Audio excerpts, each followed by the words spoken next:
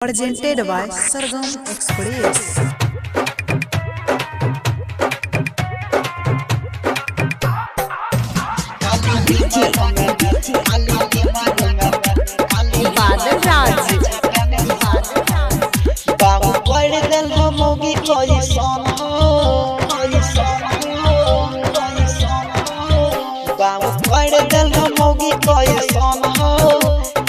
छापे न सन हो गणपति के सन हो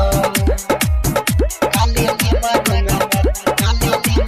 में दे छापे न सन बाबू पड़ दल मोगी कोई सन हो खाली दिमाग में दे छापे न सन हो गणपति के सन हो खाली दिमाग में दे छापे न सन हो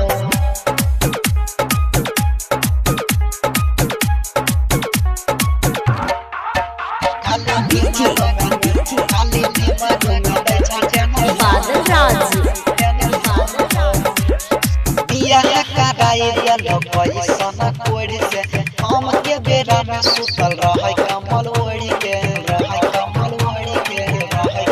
ए हो बिया कराई देलो पैसा कोड़ी से हम के बेरा में सुतल रहे कमल ओढ़ी के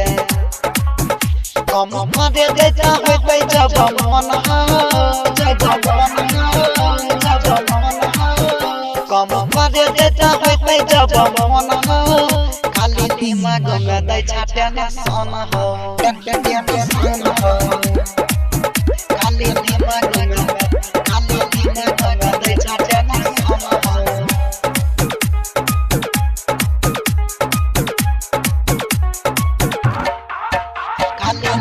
खाली दिमाग में दे छापे न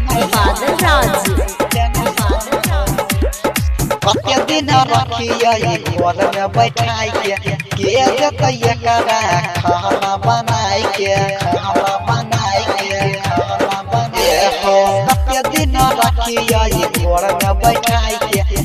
जतैया करा खाना बनाई के जाई तयन सरगम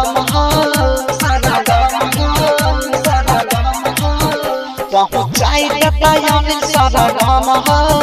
खाली मुगी आई दे छापे न सन हो गणपति के सन हो।